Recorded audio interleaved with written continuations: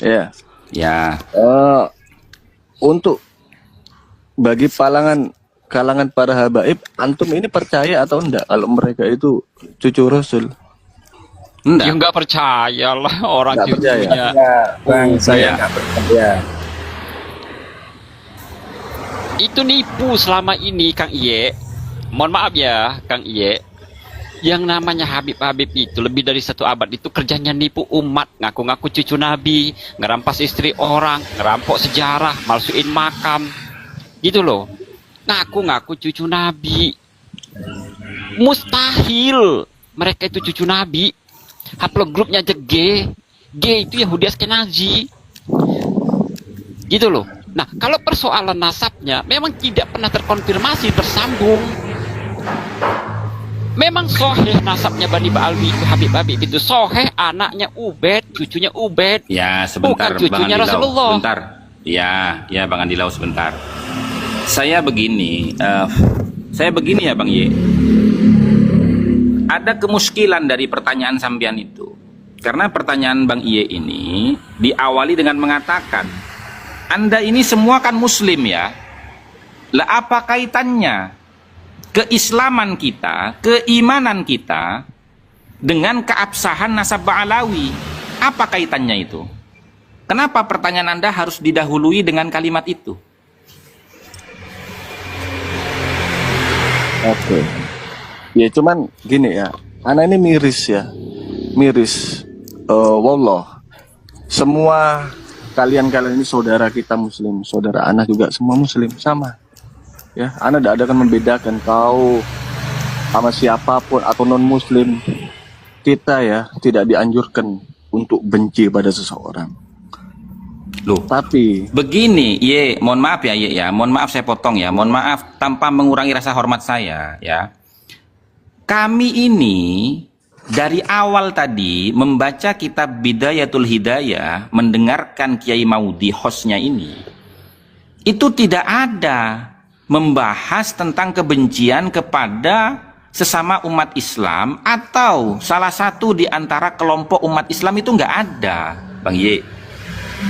Cuman yang kita katakan kan begini, kalau ada orang berbuat demikian, begini dan begitu, itu melanggar syariat gitu loh.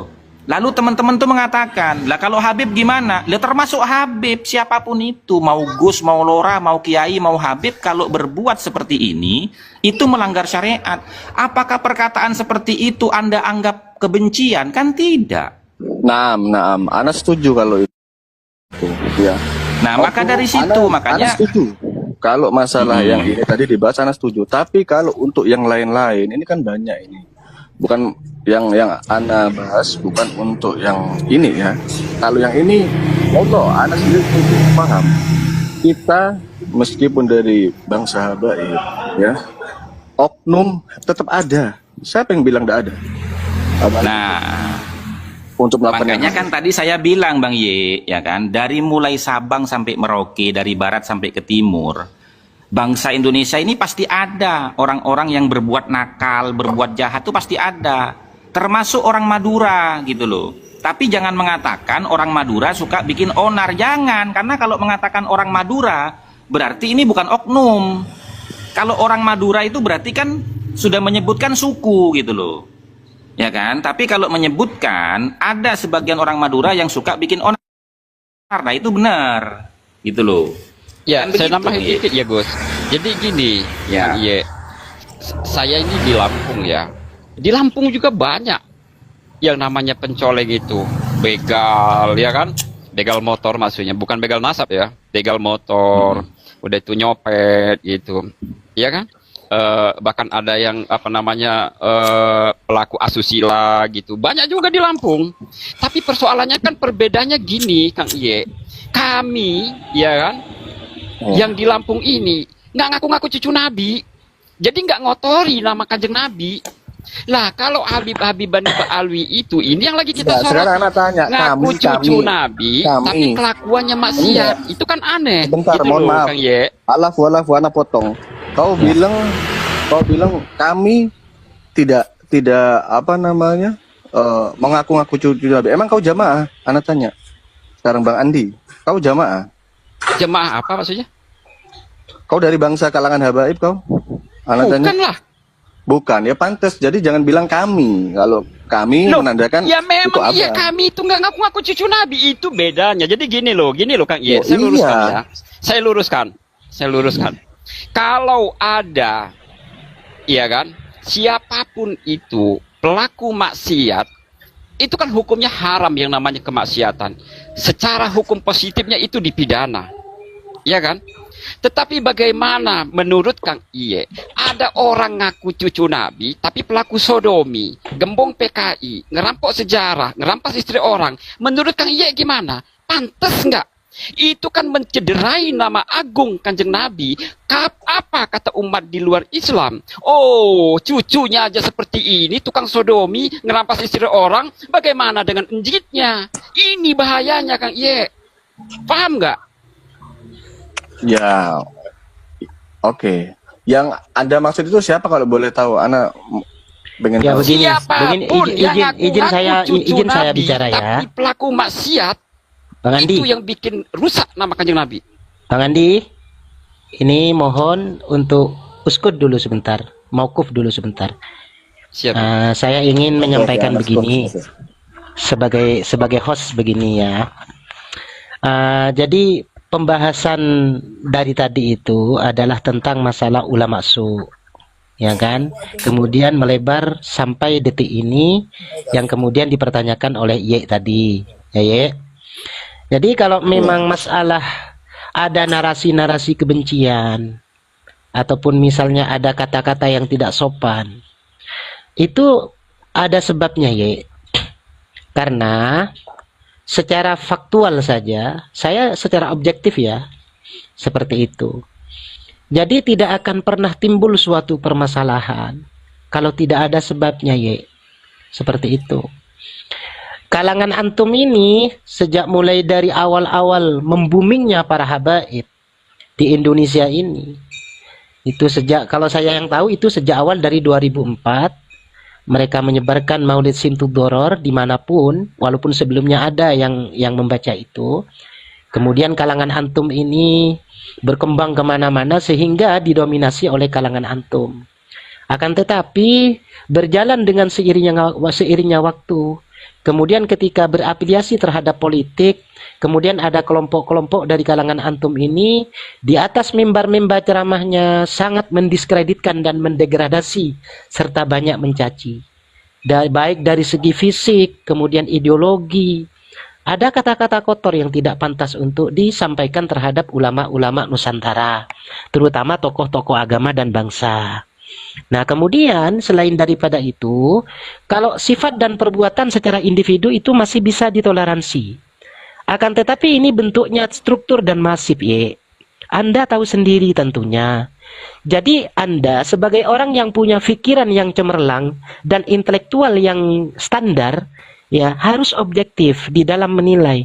Harus tafakur, harus tafakur. Nah, ini apa? Kok terjadi begini?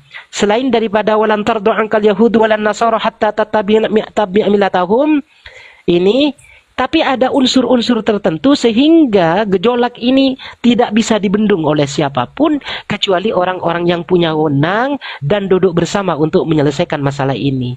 Karena tanpa ada asap, tanpa ada api tak akan ada asap. Jadi janganlah kita ini hanya menilai orang lain ketika tidak sesama pendapat dan alurnya. Akan tetapi harus lebih muhasabatun nafsi. Dari kalangan saya bagaimana sih? Kok sehingga orang-orang Indonesia, baik orang Jawa, Madura dan sekitarnya ada banyak berkata seperti ini. Kenapa? Harus berani introspeksi. Kemudian Anda harus punya akses. Bagaimana dorong mereka dari kelompok habaib ini untuk mengevaluasi diri. Kami ini adalah bangsa yang welcome, Ye. Ratusan tahun kami dijajah oleh Portugis, Inggris, Belanda, Jepang. Itu kami tidak mempan, tetap bersatu gitu loh. Artinya begini ya Kiai, artinya begini Kiai. Iya. Jangan hanya merespon akibat tanpa mengoreksi sebabnya, begitu ya. Gitu. Jadi kita nih biar misalnya kita balance gitu loh, biar seimbang dan harus objektif. Jangan tidak terima ketika ada orang-orang yang mengatakan memang ketika ada orang hasut itu sudah di luar konteks hukum, karena itu hukum hasut itu memang tidak baik. Itu dimurkai Allah. Akan tetapi rasa iri dan hasut yang timbul dan kemudian dinarasikan oleh kelompok antum ini, kenapa kok ada orang-orang yang bilang seperti ini, menanyakan nasab, kemudian mengkritisi masalah ini dan itu harus dievaluasi, harus dikoreksi. Ada apa sih? Karena jejak digitalnya itu masih sempurna semua, gamblang semuanya. Katanya mahabbah 'alan nabi, ittiba' 'alan nabi, uswah 'alan nabi. Bagaimana uswah 'alan nabi? Kok kami di framing sebagai pemecah belah bangsa, sedangkan dari kelompok antum ini bebas untuk bernarasi. Gus Dur dikatakan otaknya penuh dengan ingus, mata buta, mata hati. Kemudian pemerintah dikatakan dajjal, iblis, anjing-anjing, monyet-monyet bersorban, Bahar bin Semit katanya. Ini yang kami kritisi. Kemudian yang lebih urgensi lagi, mereka duduk nangkring di atas singgasana dengan privilege yang ada dari umat dan masyarakat. Sementara pejuang-pejuangnya sebelum mereka, yang notabene di sini adalah Wali Songo, diputuskan nasabnya. Setelah nasab kalian itu ditanyakan, kalian memframing, maka ini tidak objektif gitu loh. Makanya duduk bersama, cari akses untuk menyelesaikan ini, biar umat di bawah ataupun di akar rumput ini menjadi tenang, aman, damai dan tentram seperti sedia kala ketika tokoh-tokoh Islam di Indonesia masih ada. Bagaimana Habib Rizik gurunya NU, apa segala. Memang kapan Habib Rizik yang jadi gurunya NU? Ya, sebentar Kiai. Gini Bang Ye ya. Dulu jamaah antum itu ya selalu mengintimidasi dan mempersekusi orang-orang yang mengaku sebagai zuriyahnya Wali Songo, bahkan sampai mengeluarkan surat resmi dari Robitotul Alawiyah bahwasanya Wali Songo itu diklaim sebagai zuriyah Nabi dari jalur Abdul Malik bin Alwi Amil Faqih Ba'alawi. Hanya saja tidak ada catatan sejak 500 tahun mereka punya keturunan. Sehingga orang-orang yang mengaku sebagai zuriyahnya Wali Songo itu kata mereka adalah palsu. Ya. Nah, sekarang kita pertanyakan keaslian pengakuan intisabun nasab jamaah kalian Ba'alawi ini kepada Rasulullah berdasarkan fakta dan data sesuai dengan ajakan daripada Habib Rizik Syihab. Mari kita diskusi, mari kita berdebat, adu data, adu argumentasi pakai ilmu nasab. Sekarang kita pakai ilmu nasab loh. Gitu. Ya, maaf. Itu, artinya begini, Beb. Kita tidak akan membenci siapapun hanya karena nasabnya tidak tersambung kepada Nabi. Bukan itu. Tersambung ataupun tidak, itu tidak menjadi jalan untuk masuk surga. Kenapa? Karena baginda Nabi Muhammad SAW sendiri itu bersabda, "Man batta'a bihi amaluhu lam yusri' bihi nasabuhu ilal jannah. Fayuqaddamul 'amilu 'ala ta'ati wa in kana 'abdan habsyian 'ala ghairil 'amil wa in kana syarifan quraisyian." Itu jelas sekali. Orang yang amal ibadahnya itu amburadul, maka nasabnya itu tidak bisa mendorong dia untuk cepat masuk ke dalam surga. Maka Allah itu lebih mendahulukan orang yang memiliki amal dalam ketaatannya, walaupun dia itu dari kalangan budak dari bangsa Habasyah. Didahulukan oleh Allah atas orang yang tidak punya amal ketaatan dalam hidupnya, walaupun dia itu dari kalangan bangsawan Quraisy. Itu hadis sahih gitu loh.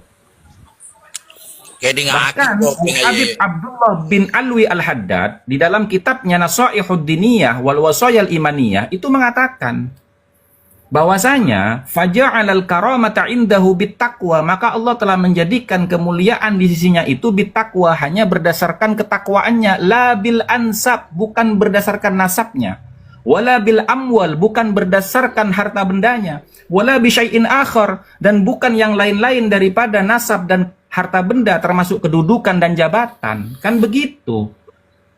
Karena beliau berpedoman kepada apa? Wa qala Allah Ta'ala inna akramakum indallahi atqakum. Itu dalam kitabnya Habib Abdullah Al-Haddad itu. Nah, kenapa itu tidak diamalkan oleh para Ba'alawi? Justru malah Ba'alawi itu menabrak akidah Ahlus Sunnah yang diajarkan oleh Imam Haddad, yang mana ajaran itu dipakemkan oleh kami di Nusantara ini. Justru mereka yang merusak ajaran